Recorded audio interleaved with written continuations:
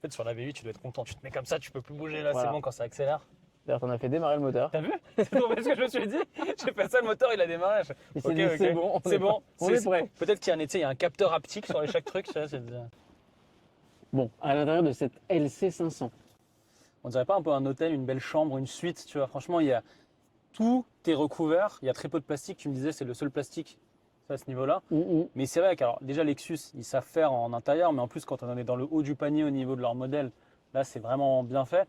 Et je sais pas, moi je trouve ça incroyable ce couleur matière. Ça devient tellement rare en 2025 où tu as quand même beaucoup de bagnoles qui sont noires. Le fait d'avoir ça. Et puis ce qui est rigolo, c'est qu'il y a des petits détails, des petites oreilles de Mickey. Tu sais pas pourquoi ils t'ont mis des commodos ici, tu vois, parce que tu as les commodos habituels de ce côté.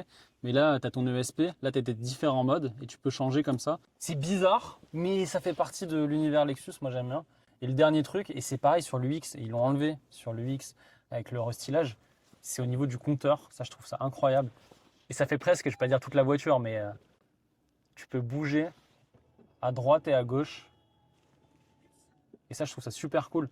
Et même quand tu changes aussi en mode sport, hop, ça même sur les voitures moins puissantes de la gamme Lexus, tu as ce petit compteur et au lieu d'avoir la CVT qui te fait juste power, éco et tout, tu peux avoir tes tours minutes.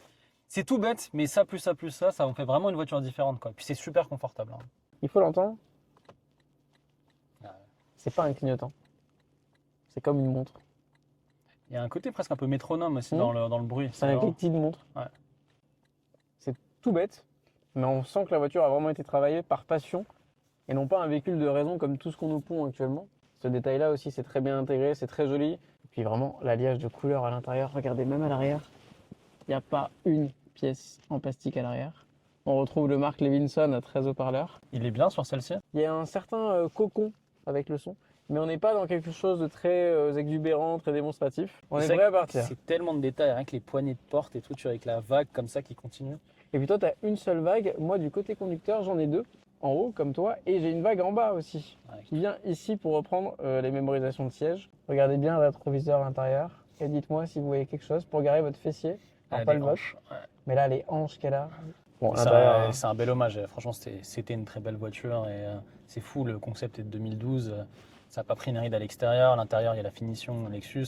Le moteur, t'aimerais plus, mais bon, c'est un espèce de compromis. Mais ouais, c'est une super bagnole. Là, à l'image, tu as l'impression d'être installé dans un salon haut de gamme Ouais, grave, d'un petit château. Ouais.